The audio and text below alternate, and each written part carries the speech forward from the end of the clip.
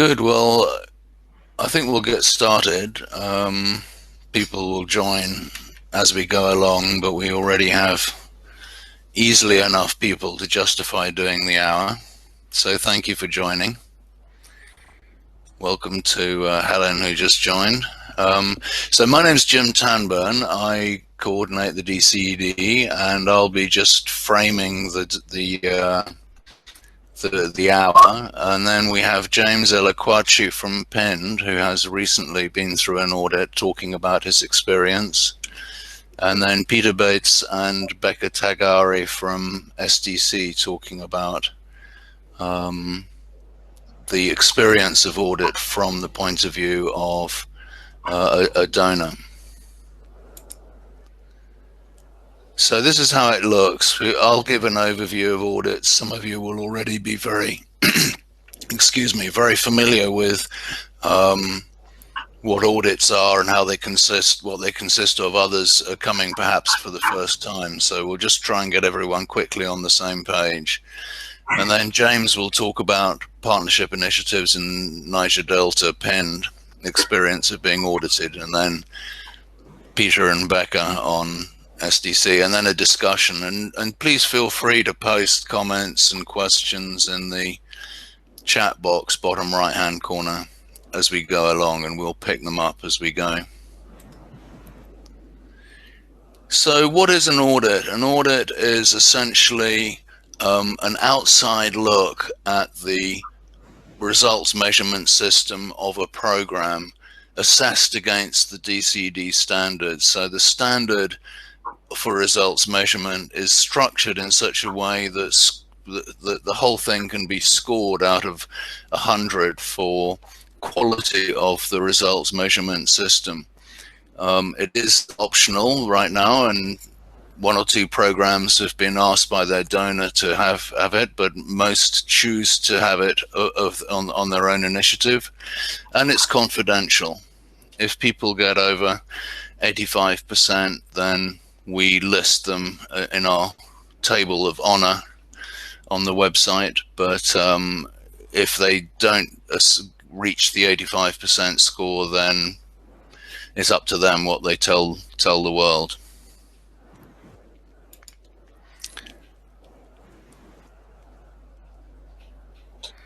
The next slide is slow in coming. So it basically gives the sequence for what happens if the program initiates the audit. Programs contact the DCED.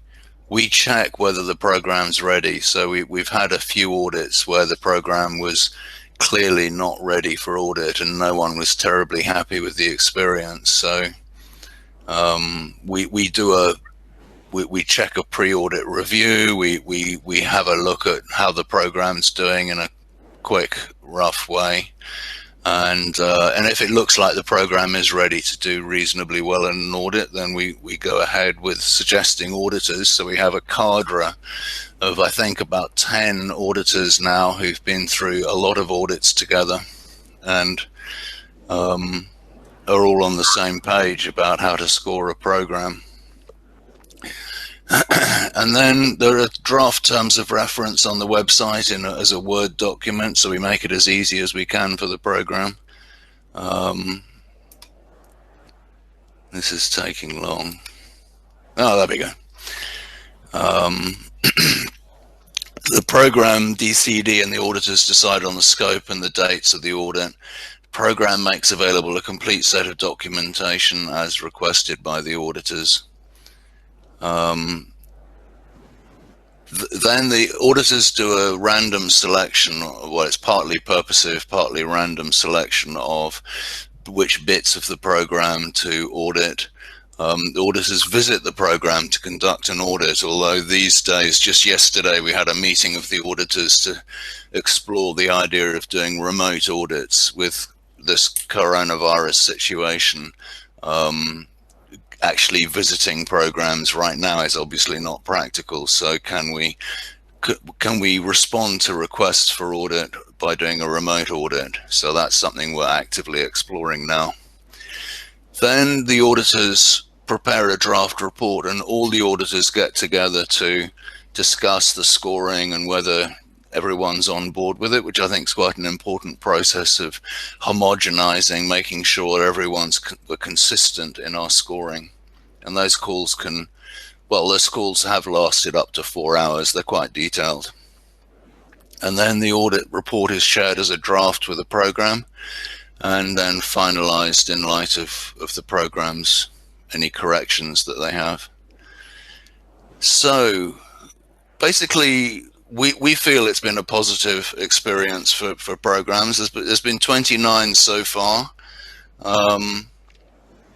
since 2011, so not huge numbers, but within that 29, some have been two or three separate audits for the same program. So I think that's impressive in itself. And program managers, results measurement managers have taken it to other programs. Anyway, so that's a quick gallop through the standard process. You may have questions, and please, as I say, put them in the chat box. Some of you submitted questions when you registered for the webinar, and we've got those. Otherwise, I will hand over to James Elekwachi to talk about his experience with PIND Foundation and the recent audit, which is, I think, now on our website, the final report. James.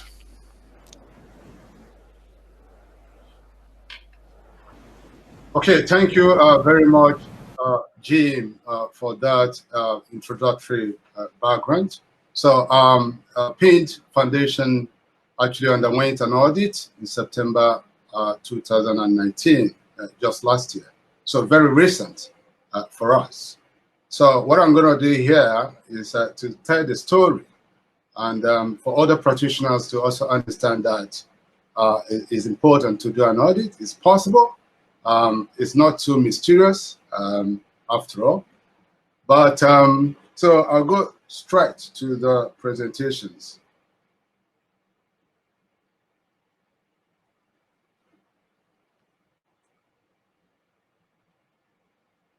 Okay, so before I start, I'm going to introduce the PIND Foundation a little bit. So who are we? You know, PIND Foundation was founded in 2010, and with the goal of sustainable reduction in poverty and conflict in the Niger Delta.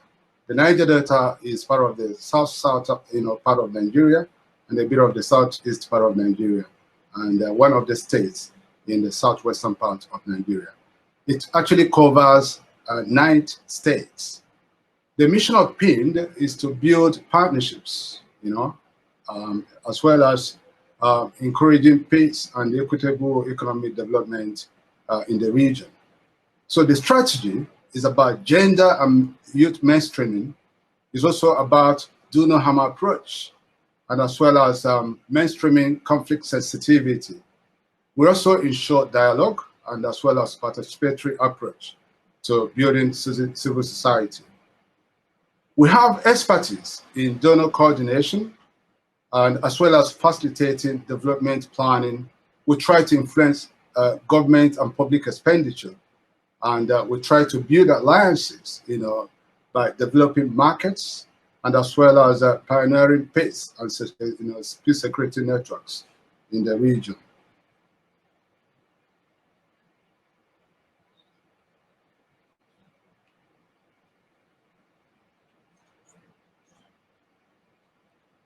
Okay, so our location, PIND is a Nigerian-based NGO, and we have 3 main offices. We have the headquarters in Abuja, and we have our field office in Warri Delta State, and we also have another field office in Port Harcourt, Rivers State. The main donor is Chevron Corporation, and as well as the Niger Delta Partnership Initiatives that is based in Washington. PIND has undergone 2 main phases. The first phase between 2010 and 2014 was basically establishing PIND, and as well as testing some pilot interventions and model. In the second phase, between 2015 and 2019, it was more about scaling up those models, building the market system, peace networks, and building sustainable institutions that will allow for a sustainable change in the region. We are just entering into our third phase, starting this 2020, and it's going to run all the way to 2024. So, like I said, PIN is a corporate social enterprise established by Chevron Corporation, and essentially it focuses on sustainable economic growth and peace in the region. Over the past 10 years, we've developed strong networks, we've built partnerships, working with development stakeholders across all the region, and all these are efforts to galvanize development efforts for results. Essentially, we try to grow businesses, we try to boost their productivity, we also try to mitigate violence and conflict in the communities where we work.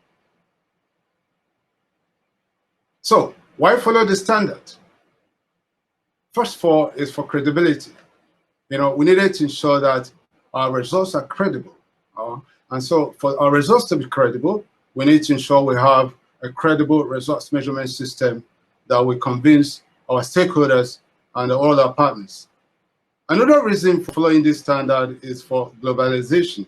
We want to join our international development community of practice, you know, to ensure exchange of learning and experience. PIN participates in all the DCED seminars. We try to be part of the webinars. So we are part of the global community of practice with regards to this standard. And also, in terms of practicality, the DCED standard can actually solve complex problems. It helps you collect data. It helps you with your reporting. It helps with analysis. It also helps with managing an intervention and as well as telling the story of the intervention. The next reason for following the standard is to improve our quality. It's important to improve the design and management of interventions. It allows you to monitor results. You don't have to wait until the end of an intervention or a project or program. You do the monitoring and the measurement as you progress, so that you can actually incorporate lessons learned, you know, in the course of implementing your intervention. Another reason is because we had some in-house knowledge of the DCED standard. Personally, I used to work on the DFID PropCom project and as well as DFID GenSWAM project. Both projects actually underwent an audit, and I was part of that. So joining PIN, it was easy for me to bring in those experience and knowledge. So why go for the audit? So this is very interesting. I mean, like Jim mentioned, it's something voluntary. So why did we go for it? The reason is very simple. We needed to assess the PIN result measurement system against internationally acceptable standard. We needed to make sure that we're benchmarking against the best, globally. We also needed to gain the trust and respect of our donors, of our government, and the other key stakeholders, because when they realize and recognize that we are following a standard, internationally accepted a standard, it actually helps to win their confidence. Another reason for going for the audit is to increase the capability of the PIN team when it comes to the DCED results measurement standard.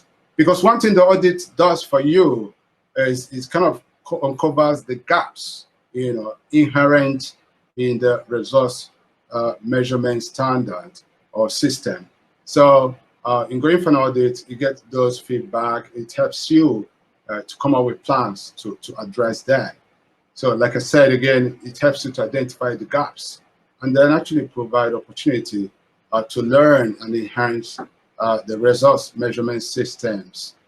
It also ensures that the correct measurement systems are in place, both at the intervention level, project level, programs level, and even among the co-facilitators who are working with us. We also needed to enhance the result measurement capacity of PIN partners. So by so doing, you get all those feedback, because all of them are going to be involved in this experience. So what kind of preparations did we make? I can assure you a lot of preparations went into it. A lot of resources went into it in terms of time and a lot of hard work from the PIN team. First and foremost, we tried to obtain the buy-in of the PIN management, who were really in support of this, both the board, the NDPI, Chevron, and as well as the management of PIN. The directors actually gave their full support to the process. And when we got that kind of support, we then went ahead to revise the manual, the result measurement manual, to comply with the DCED standard. And then we tried to put in place intervention guides and all the necessary documentation, because the intervention guide kind of lays out all the tools you need to monitor and measure your interventions. That includes the cover page that gives you a summary of the intervention. It also includes the results chain, the measurement plan, the support calculations, and something that tells you a story of the major decisions that has taken place with regards to that intervention. So the intervention guide is very critical for the success of any intervention.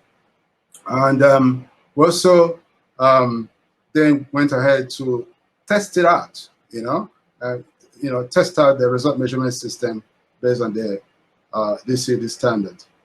And then an important part of the preparation was the mock audit. So we needed to then have a mock audit just to test our hands in terms of test our current MRM practices, against the standard. So the mock audit was actually done by one of the DCED auditors. So the mock audit actually helped to identify a number of gaps. There were quite a number of them, and what we did was to engage the mock auditor to then help work with the technical staff to respond to the feedback that we got from the audit, from the mock audit. And with that, we were able to use that to improve our monitoring and result measurement system. The mock auditor also trained our staff, essentially basically addressing most of the feedback and gaps that were identified from that. And when we did all this, we then approached the DCED Secretariat to do the full audit. So last year, we then officially contacted Jim Tanburn, who is the head of the DCED Secretariat, and we told them that we're interested in doing a full audit. And following that, he was able to nominate 2 auditors, Alex, and as well as Nabanita. And we got our DC office to help contract them. We finalized the contracts. And then we fixed interview dates, when they're going to visit the country to conduct audit interviews. But one thing that was quite significant is that 1 month to the audit interviews, we were asked to actually submit all the necessary documentations 1 month before the audit. And this, includes all forms of documentations like intervention guides, the justification documents, assessment reports, job descriptions, staff appraisal, concept notes, everything. It's actually amazing how those 2 auditors were able to read all of them, and they were able to come up with a summary and demonstrated a full understanding of all the interventions. And so when they came into the country, it was quite evident that they were able to study the intervention documents, and they are quite familiar with the PIN programs, interventions, and projects. So the consultants visited, they interviewed the PINT directors and the management, and they then came down to the field to interview the field team, and as well as the co-facilitators and partners that are working with us. And roughly after 2 weeks from the date of that field visit, which lasted for about 1 week, we then got the audit draft audit report, and PINT scored 85% in the must category and 81% in the recommended category, which was quite impressive. And then after that, the PINT management signed off, and the DCED auditors also signed off. And that was how we concluded the process. So, what are the next steps? I think there is a kind of a lag. So I hope this comes up.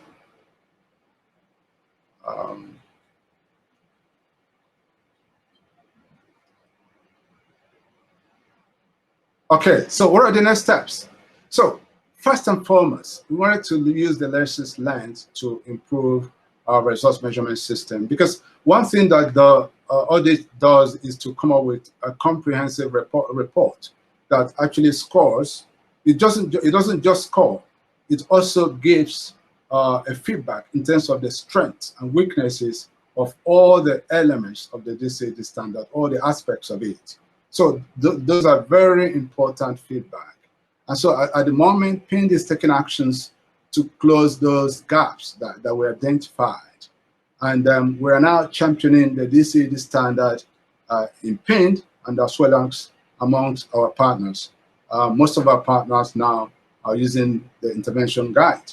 So something that mirrors the kind of result measurement system that is in place inside PINT.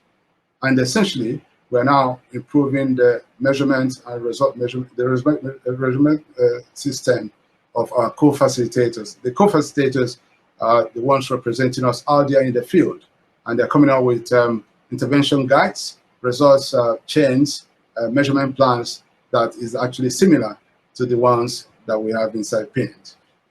So thank you very much, Jim. I think at this point I'll hand over back to Jim, and then we can take some questions and we'll respond to some of them. James, thank you very much. There is a question from Adatun, but I think what we'll do is we'll pop to Peter and Beka first, and then we'll come back to questions. So Peter, I'll hand over to you, but please keep posting questions in the chat box and we'll pick them up after Peter and Beka have given their thoughts. Okay. Hello, everybody. My name is Peter Beez from Switzerland. I'm working at headquarters. I'm having a kind of regional and thematic role, rather policy advisor, something like this. Let me start with a personal experience. In 2018, I joined or I attended a course on social and blended finance in Zurich. And one of the trainers himself, he outed him as an accountant. He was very, very proud to be one. And then he said, oh, I evolved over time and even now became a social accountant. And he said that every enterprise should do social accounting too, not only financial accounting. So an enterprise should know their impact. They should manage and measure their impact. And yeah, all this you have certainly heard before. But the most important thing he said, there's no excuse saying that you are not doing social accounting. He said he was doing an analogy with financial accounting. Nobody ever would say, I have no time for financial accounting. We were busy, you know, the virus this year or something like this. Or we had money to pay the accountant. No way that you can come with something like this. You have to do your financial accounting. And of course, it needs to be audited. Did you hear anybody from your bank telling you, oh, unaccounted, unaudited financial account is fine for us too, or your tax authority saying you, no problem, we don't need it in an audited way. So that brings us to the development world. In in all our projects, financial accounting is normal and audit is not an option. It's part of the contracts. We directly include the terms of reference to the contract documents, terms of reference for an audit, of course. There's no discussion. So financial accounting, including an audit, is standard. And in terms of social accounting, I would say we are perhaps a little bit more advanced than the private sector. We want social accounting too, of course. That's even the more interesting part for us. We want to learn everything about the outcomes and impact wherever possible. But here we don't ask for audits. Why? That's my question. We are just believing it's fine. We trust our partners. Yes, of course, we do this to a certain extent, but we're asking for external evaluations or external reviews. But only to a limited amount, some 20 days or a little bit more, to review program achievements after a few years, for several years. So that's, of course, a standard procedure, and you all have seen it and done it before. It's okay, but from my point of view, it's not enough. You all have read these reports, and you listen now to James. The MRM system, monitoring results measurement system, does not measure this and that. The baseline was missing. If I would have the data, I could have made a more thorough report and recommendations. Unfortunately, I cannot reliably pronounce myself on the cost-benefit relation and therefore effectiveness you were asking for because the data was missing, or something like my gut feeling tells me that. This is not really fully satisfying. You are spending so much money on the MIM systems. You're paying staff from the implementer who is working just on this. We ask them to apply the DCED standard and to assure the quality. You heard James on this. But from then on, it's all just trust. Just one little review with a few days from a consultant. Yeah, sure. Without trust, we cannot do our job, of course. But if we want to be credible and convince others, we simply need a little bit more. So I can give you now a lot of examples, but let me, for the sake of time, just give one example. You have seen a review certainly that is raising some doubts. Says something like, seems good, but I could not properly verify the data. And by the way, it was not my job to verify the MIM system. I had no time and budget for this.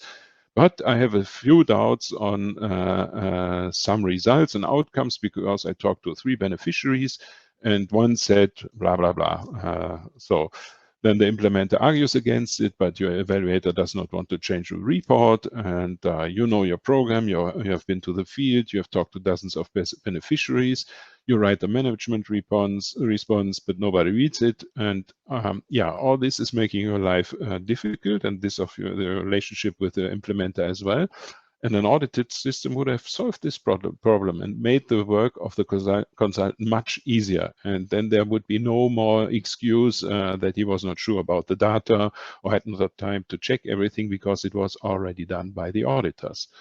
So this is, of course, important for everything that's coming later on. If you want to convince others, for instance, if you want to convince your superior, if you want to convince the headquarter when you go for the next phase, if you want to scale up your program and ask others to join, Switzerland is a small country, we have limited budget. So when we are on a successful program and we see that this is going in the right direction, we may ask others to join and co-finance it. So to make this short, here's my conclusions. I think audits help you building trust between, first of all, implementer and donor program manager. Beka can later on more explain on this, I think. Audits make, from my point of view, the job for the external review evaluation easier. The external consultant can then base her assessment and recommendations on the audited results. That makes a difference. And the audit helps our national program officer to convince their rotating superior. The audits help staff to convince headquarter staff, field staff to convince headquarter staff, very important too. And what I said in the end, it can help you scale and convince other donors to join. And ideally, even it could help you to change system if you talk to the government. But of course, then the audit is just one of many ingredients how to change a system. So what we are from headquarters are suggesting is, first of all, DCED standard or similar should be mandatory for this kind of project we are doing, and we call it employment and income programs. And many think this could be extended to other programs as well. The second point would be DCED standard needs to be audited for the above reasons, obviously. And then 3 more points or 2 more points, which I would like to raise. There needs to be budget foreseen for these audits. The same as for financial audits. With financial audits, we have a standard procedure, which leads me to my last point. Who should pay and commission this audit? With a financial audit, it's the implementer with us. Terms of reference are there, standard ones referring to the standard accounting standard, the accountings for standard. For the external review, it's usually us, the donor, who does it and pays it. And the operational audit, the audit of the DCED standard, this is something maybe we can discuss in the end. Should it be done by the implementer or by the donor? I think there are pros and cons for both.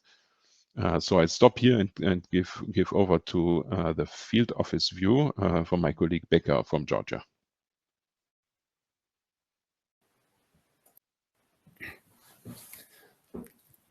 Hello, I'm Beka Tagauri from Tbilisi, Georgia. So we have the SDC office in the South Caucasus and run several projects in sustainable and inclusive economic development.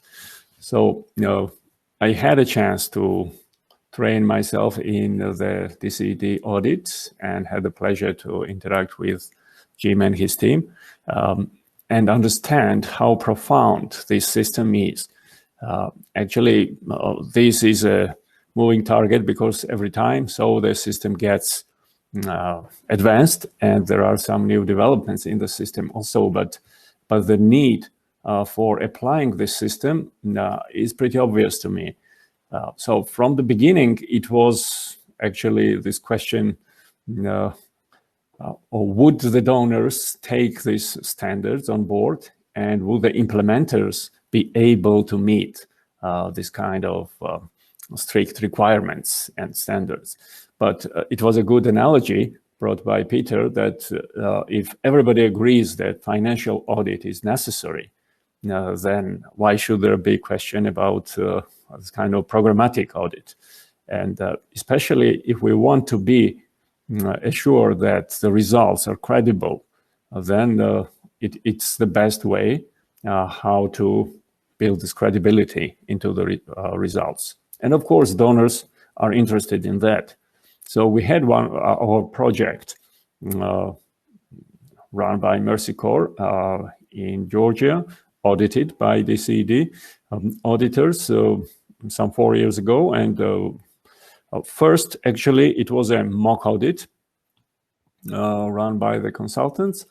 He gave a number of recommendations for the improvement of the whole results measurement system, and it was a very good learning exercise for the team. And later on, when the full audit was run, so it showed the progress achieved by the team, and actually the team received a very high score on compliance with the DCED standard. So here is my point that from the donor perspective, yes, it adds credibility, and of course we are happy that the good results which are reported by our partner, so they are credible, and so there is a proof to that. But also I paid attention that it was a great learning exercise for the team itself, because they were able to notice how they could improve their interventions, the planning, and also using then these results for improving the project management. Because as you know, reporting and monitoring serves two purposes. It's one for reporting to the donors, and another is actually a management tool that it's to make sure that the project is on the right track. So it's a very good tool for managers to be sure that the project is progressing in the right direction. So, and from time to time, it needs to be checked. The issue is how often this audit should be run. And here there are some differences. Some say that maybe after 2 years you need to run it again, or maybe in some longer period. But anyway, this is a point of discussion, how often you need to run the audit, but the issue that it's good for the donor and it's good for the implementer also to learn more, I think it's pretty obvious. Okay, that's it. Thank you. Peter? Beka, thank you very much. Peter, thank you very much. That's very, very useful, very interesting. So we have another 25 minutes and we have a lot of questions, some of which are quite broad ranging. So what I'd propose is that we get through the questions we can in the time we have, the remaining 25 minutes, and then what we'll do after the webinar is we will email everyone who registered for the webinar with a list of all the questions that were asked, including the ones that were asked at registration, and providing an answer to each one there. So just to make sure that every question gets answered somehow or other. So in other words, please keep asking questions, and I see Peter's been providing his answers already. So Peter's ahead of the game here. James, there's a question for you. What was the duration of the entire audit process from start to finish?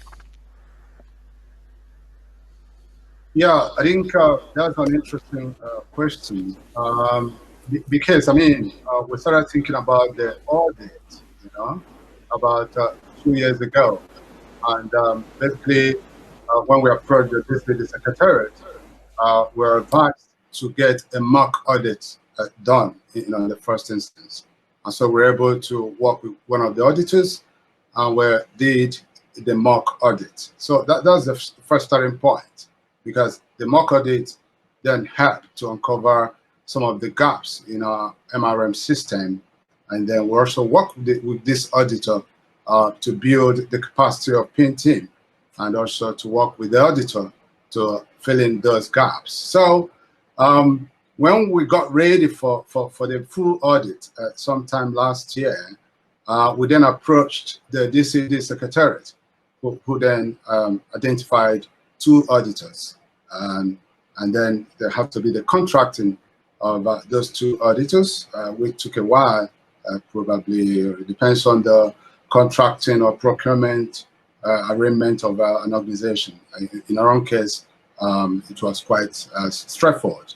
And so when we had those auditors in place, we then started the process. First of all, we fixed a date for the in-country audit interviews. So the auditors looked at, based on the availability of the auditors, we were able to choose a date towards the last week of September. So the actual audit interview and in-country visit by the auditors lasted for 6 days, you know.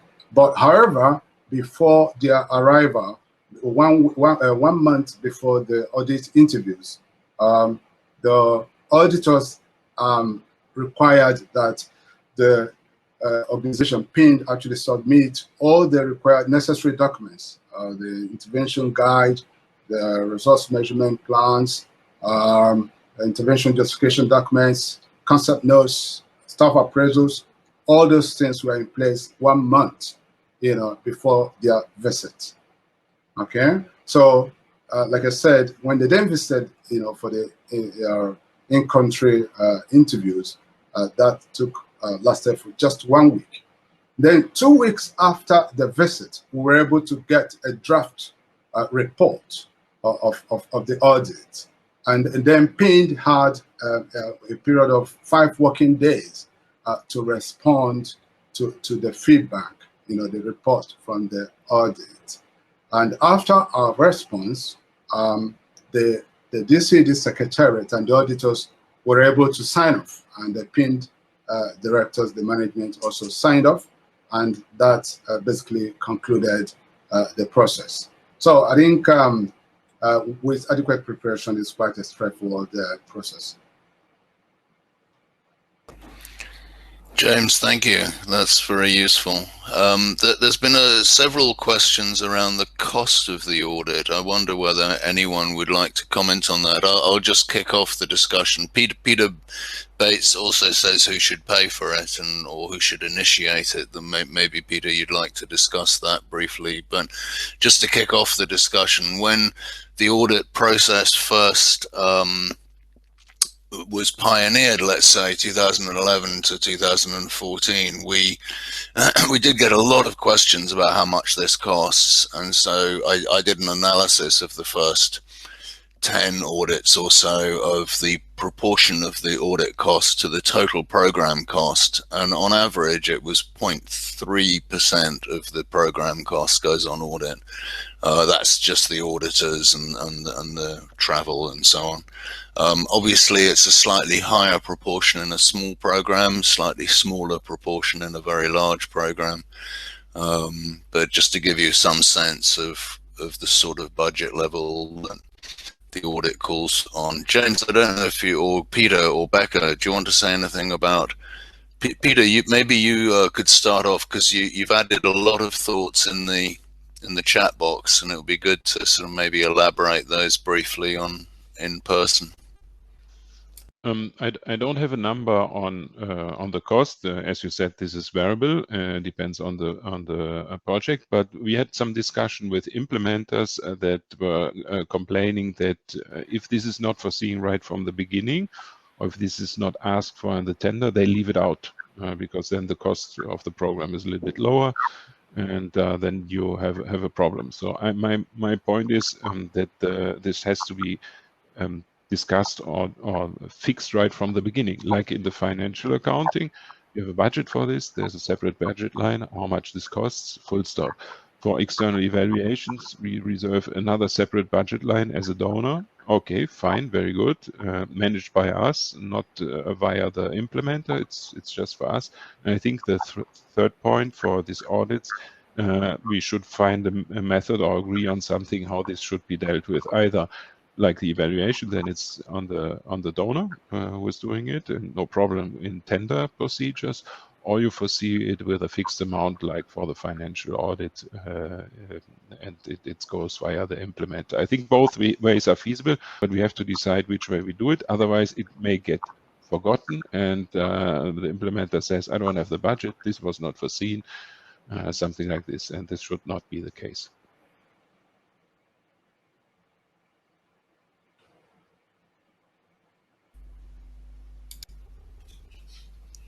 Excellent, thank you. Beka, James, if you don't want to chip in on the cost question, let's go to Kutjo Langa's question when they registered, saying, how do you ensure everyone is on board with the measurement framework? There is also no consideration of the results chain framework when choosing and delivering activities. But how do you ensure everyone is on board with the framework? Any thoughts that any of you had would be very interesting. Yeah, I think when it comes to getting everybody on board, that's very important. You know, you need to ensure that you get in an internal buy-in. It's very important that everybody understands the need for the audit, and ensuring that people recognize the calendar, the timetable for this. For us, we make sure that we got the buy-in of our donors, NDPI, Chevron, and as well as the directors of PIN and the entire PIN management and team, for everyone to understand that we're going to do the audit. This is the importance of the audit. These are the benefits, and these are the requirements and all the preparations, and including our partners. So that was very important. So for people to be aware and to be conscious of it. So keep talking about the benefits, keep talking about the advantages, keep talking about the necessary preparations, and how preparation is actually necessary, is important to the actual success of the audit. So those internal engagements are very important amongst the team and also among the partners. And once that happens, everyone is going to really work together along the same direction. I think that was actually how we did it.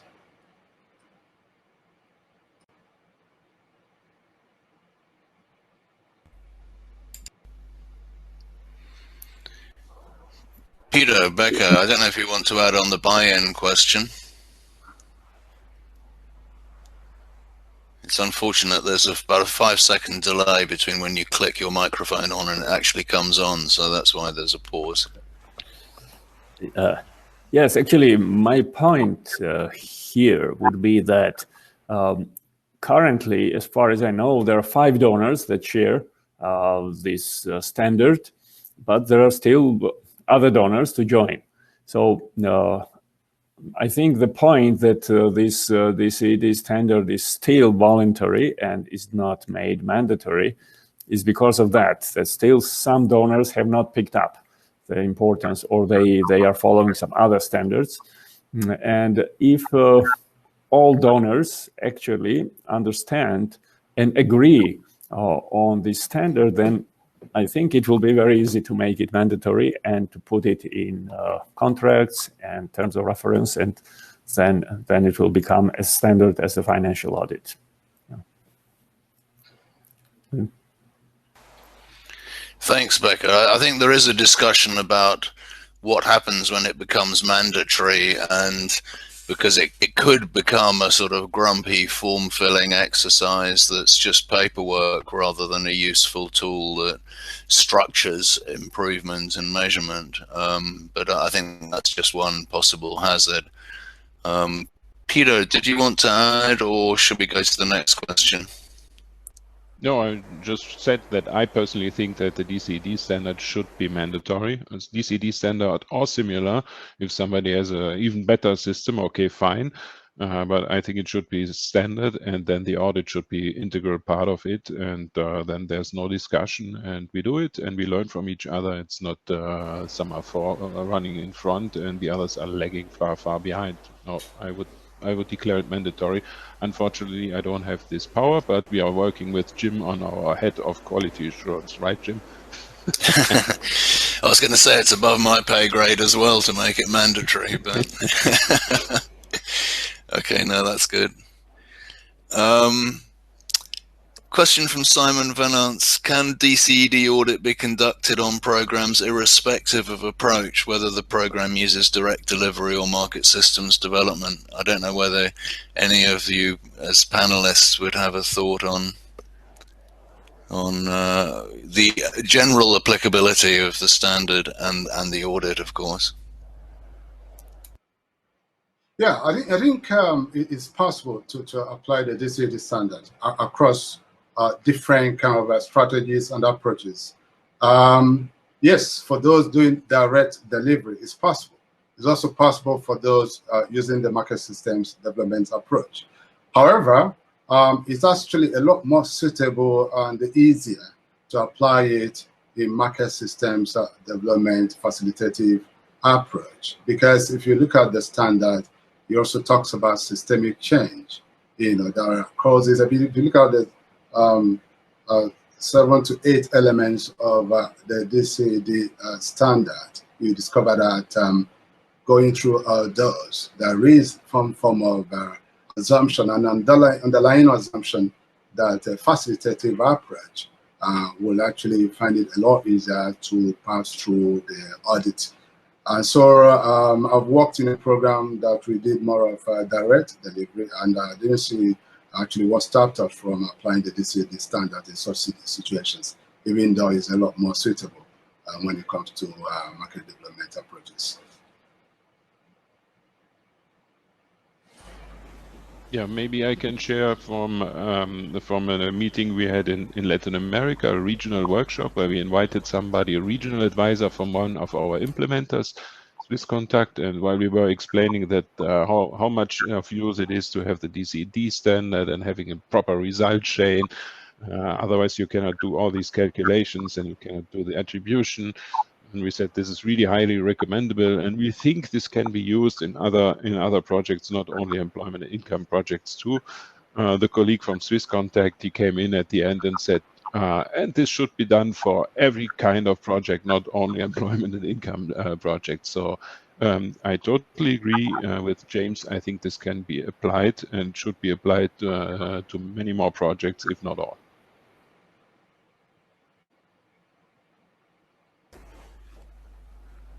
Excellent.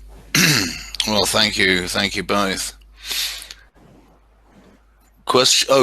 Comment from Kabir Lawal: underwent a mock audit during DCED GEMS 4. It goes a long way in helping the team improve their measurement tools, and also helps team members that do not fully see the big picture tie their field activities to overall log frame targets. Thank you for that. That actually prompts me to maybe explain in a sentence what a mock audit or pre-audit review actually is. It can be done by anyone. James, I think you said you had it done by an auditor, but any consultant can do it. It's preferably not scored, but has a sort of traffic light system where red is an element that requires attention. Green is an element that is broadly compliant, and yellow is obviously halfway there. And we certainly strongly encourage any program that's interested in having an audit to have a review first, just to see where the weak points are and prepare for an audit, because an audit covers every aspect of results measurement. A question from Egidio Simbini: what must an intervention guide have to score higher in the audit? Besides scoring, why can't the auditors provide comments or give inputs for improvement? Can an optimal intervention guide or MRM system be shared for a benchmark? We can share with you, I'll put in the chat box already, the link to a whole series of MRM manuals. I guess the difficulty is, Egidio, that there's no one answer, there's no one perfect system that would fit everyone, and this is why the auditors spend so long getting on the same page about scoring, because every situation is different, and the question is often what's the best you can do in the circumstances. But I don't know if James or Peter or Beka, you'd like to say anything about the guidance, the documentation, the help that's available on the website, which is fairly prolific, but we struggle with, frankly, the volume of it. Should it be comprehensive and cover everything and be very, very overwhelming, or should it be brief and indicative? So any thoughts you had on that would be very welcome.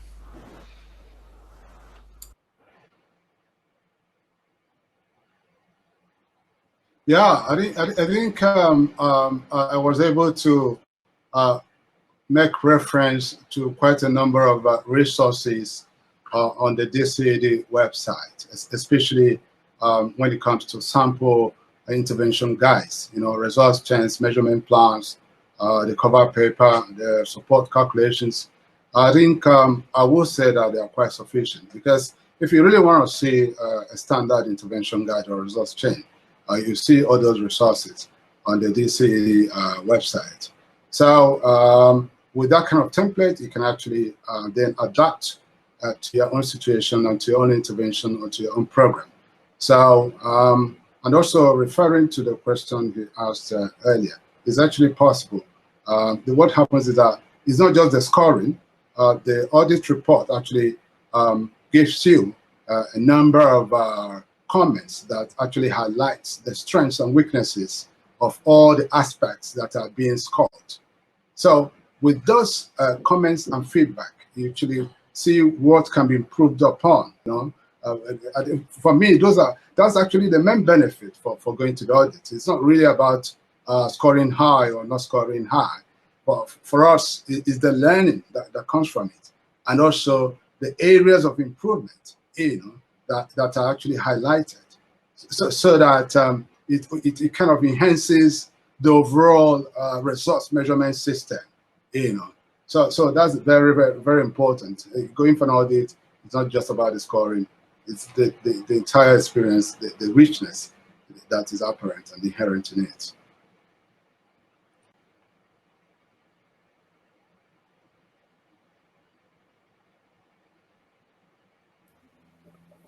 I would also add a sentence here. Now, actually, learning, I would say, is a side effect of the audit, because the purpose of the audit is actually to evaluate. But it's of course very good to have staff trained in that, and DCED has vast material for that on its website. But also, there are training sessions organized and by DCED as well as by various consultants who offer these kind of trainings, and the implementing partner should be very encouraged to take on these training sessions, and particularly their monitoring team should understand and comply with these standards. So this is a good option that the DCED offers to all parties to increase the qualification of their staff. Jim? Yeah, maybe I can add from our point of view, or from my point of view. I like very much the documentation that is available on the DCED website, because you can click on the things you need at the time, at the moment in you need it. So if you're starting, let's say, if you're preparing your project, if you're working on the result chain, or later on you're doing a mock audit, or you do the other audit, you always find the relevant information, so you don't have to read everything. You can go into detail where you need the information, and that's, I think, how things should be structured, and what we try to do as well when we adapt this to our project cycle management, so that people don't have to read everything, but read the part they are working at the moment and where they stand in their project cycle. Great, many thanks, both of you, all of you. On a related question, Egidio asks, what does it take to become an auditor? And that prompts me to very briefly tell you the rather elaborate system that we have, just so you're aware. So anyone can apply to be listed as a consultant on our marketplace of consultants. And we send them an exam, we take up references, and if they look like they're ready to join the marketplace, we put them up there.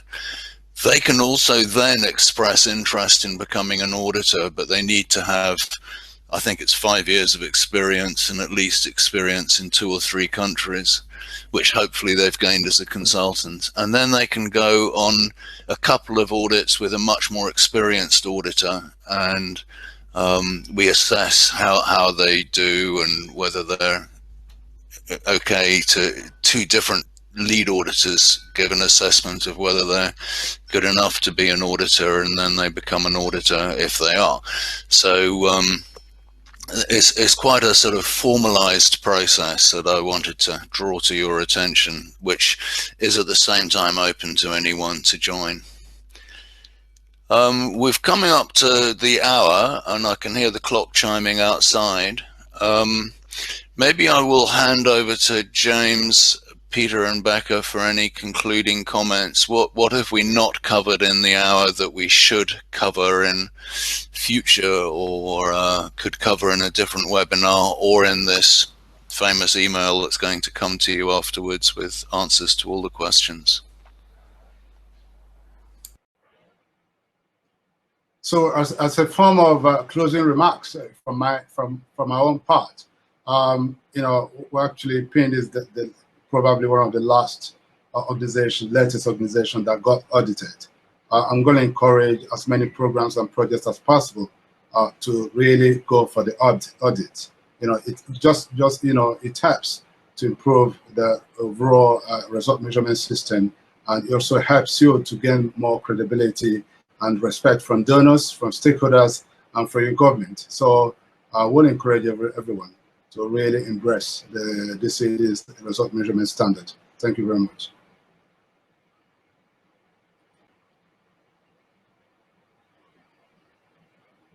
Yeah, maybe I can add to this. I totally agree with James. I encourage everybody to do it as well.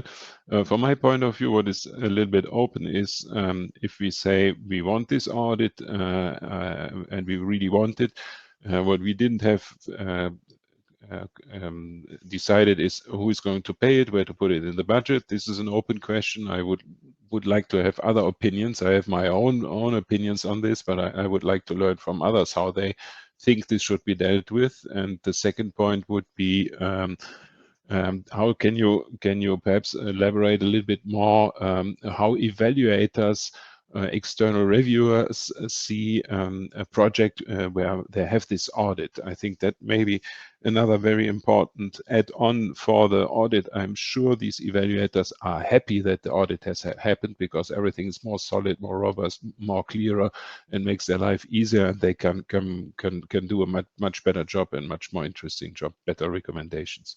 I think that would be two more points that I would like to see covered.